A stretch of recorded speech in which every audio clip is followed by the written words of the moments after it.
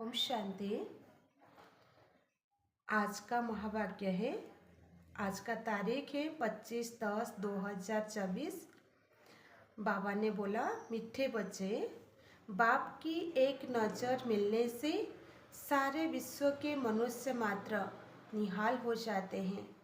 इसीलिए कहा जाता है नज़र से निहाल।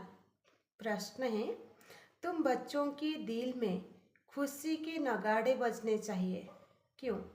उत्तर है, क्योंकि तुम जानते हो बाबा आया है सबको साथ ले जाने।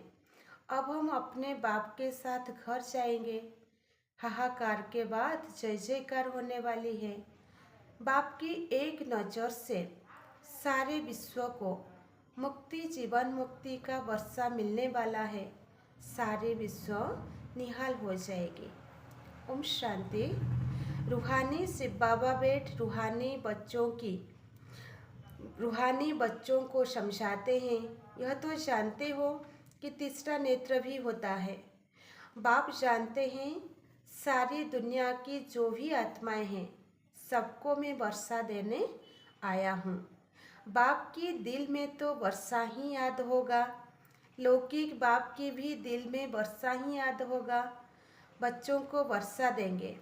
बच्चा नहीं होता है तो मूंझते हैं किसको दें, फिर एडाप्ट कर लेते हैं। यहाँ तो बाप बैठे हैं, इनकी तो सारे दुनिया की जो भी आत्माएं हैं सब तरफ नजर जाती है। जानते हैं सबको मुझे वर्षा देना है। भल बैठे यहाँ हैं, परंतु नज़र सारे विश्व पर और सारे विश्व के मनुष्य मात्र पर है, क्योंकि सारे विश्व को ही निहाल करना होता है। बाप समझाते हैं यह है पुरुषोत्तम संगम युग। तुम जानते हो बाबा आया हुआ है सबको सुखधाम शांतिधाम ले जाने। सब निहाल हो जाने वाले हैं। ड्रामा के प्लान अनुसार कल्प कल्प निहाल हो जाएंगे। बाप सब बच्चों को याद करते हैं। नज़र तो जाती है ना, सब नहीं पढ़ेंगे। ड्रामा प्लान अनुसार सबको वापस जाना है, क्योंकि नाटक पूरा होता है। थोड़ा आगे चलेंगे तो खुद भी समझ जाएंगे कि अब विनाश होता है। अब नई दुनिया की स्थापना होनी है, क्योंकि आत्मा तो फिर भी चैतन्य है ना। तो बुद्धि में आ जाएगा बाप आया हुआ है, पैराडाइज स्थापन होगा और हम शांति धाम में चले जाएंगे। सबकी गति होगी ना, बाकी तुम्हारी सदगति होगी। अभी बाबा आया हुआ है, हम स्वर्ग में जाएंगे, जय जयकार हो जाएगी। अभी तो बहुत हाहाकार है, कहाँ अकाल पड़ रहा है, कहाँ लड़ाई चल रही है, कहाँ भूकंप होते हैं, हजारों मरते रहते हैं। मौत तो होना ही है। सत्युग में यह बातें होती नहीं। बाप जानते हैं अब मैं जाता हूँ, फिर सारे विश्व में जय जयकार हो जाएगी। मैं भारत में ही जाऊँगा। सारे विश्व में भारत जैसे गांव है। बाबा के लिए गांव ठहरा। बहुत थोड़े मनुष्य होंगे। सत्युग में सारे विश्व जैसे एक छोटा गांव था। अभी तो कितनी वृद्धि हो गई है। बाप की बुद्धि में तो सब है ना। अब इस शरीर द्वारा बच्चों को समझा रहे हैं। तुम्हारा पुरुषार्थ वही चलता है जो कल्प कल्प चलता है। बाप भी कल्प वृक्ष का बीज रूप है। यह है कपोरियल झाड़, ऊपर में है इन कपोरियल झाड़। तुम जानते हो यह किससे बना हुआ है? यह समझ और कोई मनुष्यों में नहीं है। बेसमझ और समझदारों का फर्क देखो। कहाँ समझदार स्वर्ग में राज्य करते थे, उनको कहाँ ही जाता है सचखंड हेवन। अभी तुम बच्चों को अंदर में बड़ा खुशी होनी चाहिए कि बाबा आया हुआ है। यह पुरानी दुनिया तो जरूर बदलेगी। जितना जितना जो पुरुषार्थ करेंगे उतना पद पाएंगे। बाप तो पढ़ा रहे हैं। यह तुम्हारी स्कूल तो बहुत वृद्धि को पाती रहेगी। बहुत हो जाएंगे। सबका स्कूल इकट्ठा थोड़ी होगा, इतने रहेंगे कहाँ।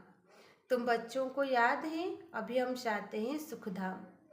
जिससे कोई भी बिलात में जाते हैं तो 8-10 वर्ष जाकर रहते हैं ना, फिर आते हैं भारत में।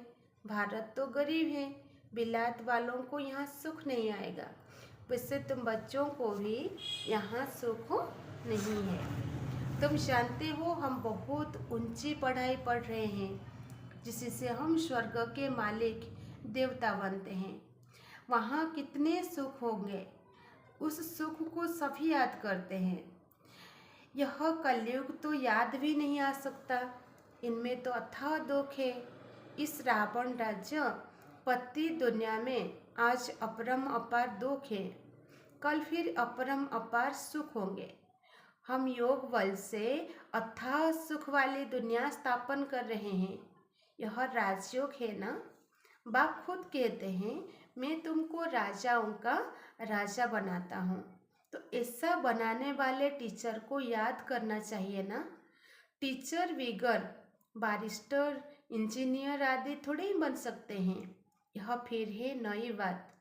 आत्माओं को योग लगाना है परमात्मा बाप के साथ, जिससे ही बहुत समय अलग रहे हैं। बहुकाल क्या, वह भी बाप आपे ही समझाते रहते हैं।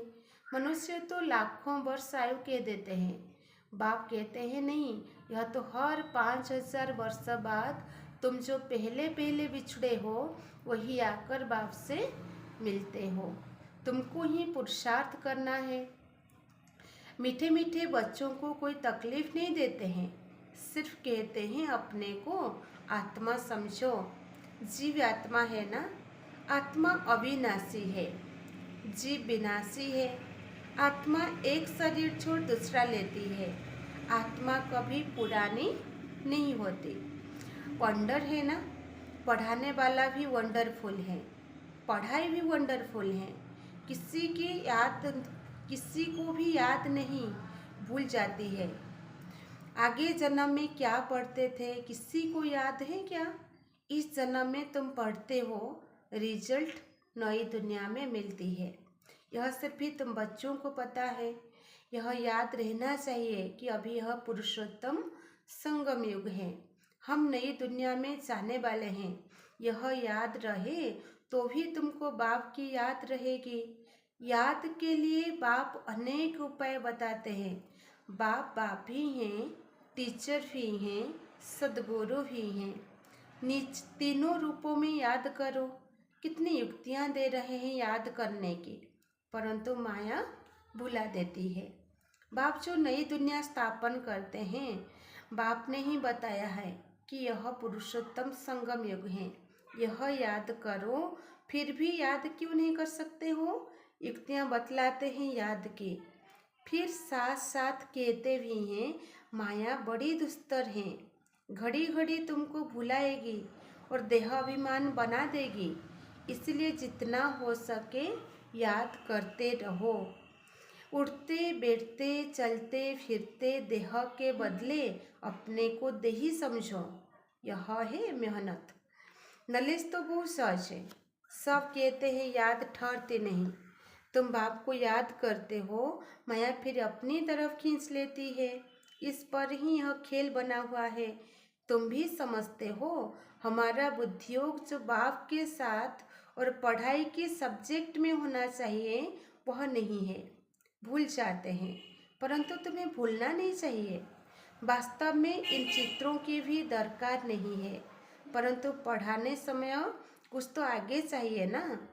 कितने चित्र बनते रहते हैं। पांडव गवर्नमेंट के प्लान देखो कैसे हैं, उस गवर्नमेंट के भी प्लान हैं। तुम समझते हो नई दुनिया में सिर्फ भारत ही था, बहुत छोटा था। सारा भारत विश्व का मालिक था। एवरीथिंग न्यू होती है। दुनिया तो एक ही है, एक्टर्स भी वही है। चक्र फिरता जाता है। तुम गिनती करेंगे, इतने सेकंड, इतने घंटे, दिन, वर्ष पूरे हुए, फिर चक्र फिरता रहेगा। आजकल करते करते 5000 वर्ष पूरे हो गए हैं। सब सीन सिनेरी खेलपाल होते आते हैं। कितना बड़ा बेहद का झाड़ है। झाड़ के पत्ते तो गिन नहीं सकते हैं। यह झाड़ है, इसका फाउंडेशन देवी देवता धर्म है। फिर यह 3 ट्यूब्स अर्थात 3 धर्म मुख से निकले हुए हैं। बाकी झाड़ के पत्ते तो कितने ढेर हैं, कोई की ताकत नहीं जो गिनती कर सके। इस समय सब धर्मों के झाड़ वृद्धि को पा चुके हैं। यह बेहद का बड़ा झाड़ है। यह सब धर्म फिर नहीं रहेंगे। अभी सारा झाड़ खड़ा है। बाप ने दृष्टांत भी ड्रामा में यह रखा है समझाने के लिए। फाउंडेशन है नहीं तो यह समझ की बात है। बाप ने तुमको कितना समझदार बनाया है। अभी देवता धर्म का फाउंडेशन है नहीं, बाकी कुछ निशानियां हैं। आटे में नमक मिसल प्राय यह निशानियां बाकी रही है। तो बच्चों की वृद्धि में यह सारा ज्ञान आना चाहिए। बाप की भी बुद्धि में नॉलेज है ना, तुमको भी सारा नॉलेज दे। आप समान बना रहे हैं। बाप बीज रूप है और यह उल्टा झाड़ है। यह बड़ा बेहद का ड्रामा है। अभी तुम्हारी बुद्धि ऊपर चली गई है। तुमने बाप को रचना को जान लिया है। बल शास्त्रों में है, मुनि ऋषि कैसे जानेंगे। एक भी जानता हो तो परंपरा चले, दरकार ही नहीं। जबकि सतयुग हो जाती है, बीच में कोई को भी वापस नहीं जा सकते। नाटक पूरा हो तब तक सब एक्टर्स यहाँ होते हैं। जब तक बाप यहाँ है, जब वहाँ बिल्कुल खाली हो जाएंगे तो शिव बाबा की बारात जाएगी। पहले से ही नहीं जाकर बैठेंगे तो बाप सारी नॉलेज बैठ देते हैं। यह वर्ल्ड का हिस्ट्री जोग्राफ कैसे रिपीट होता है। सतयुग, त्रेतायुग, द्वापर युग और कलयुग, फिर संगम होता है। गायन है, परंतु संगम युग कब होता है यह किसी को पता नहीं। तुम बच्चे समझ गए हो कि 4 युग है। यह है लीप युग। इनको एक मिड गेट कहा जाता है। श्री कृष्ण को भी मिड गेट दिखाते हैं। तो यह है नॉलेज। नॉलेज को मोड़ तोड़ कर भक्ति में क्या बना दिया है। ज्ञान का सारा शुद्ध मूंझा हुआ है। उनको समझाने वाला भी तो एक ही बाप है। तुम भी अटेंशन रखते हो कि स्वर्ग स्थापना हो जाए, आत्मा को याद तो आता है ना। बाप कहते हैं यह नॉलेज जो मैं अभी तुमको देता हूँ फिर मैं आकर दूंगा। नई दुनिया के लिए यह नया ज्ञान है।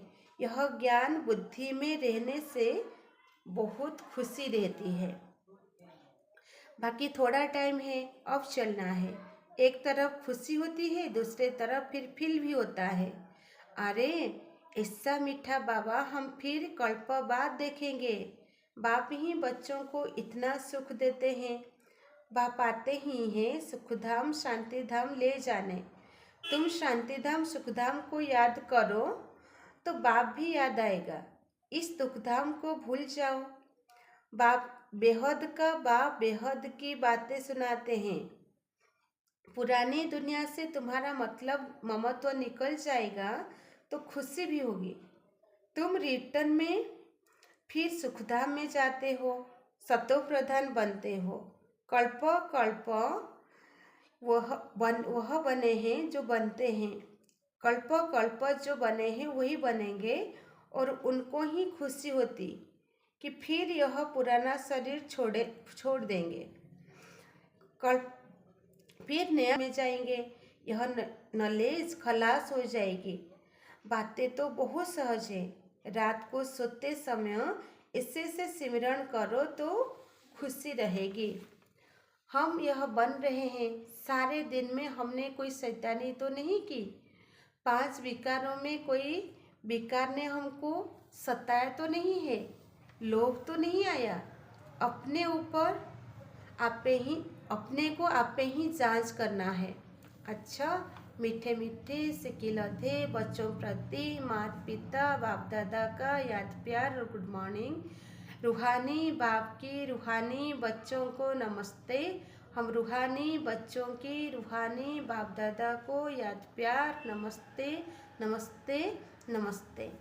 धारणा के लिए मुख्य सार है। नंबर 1, योग बल से अथाह सुखों की दुनिया स्थापन करनी है।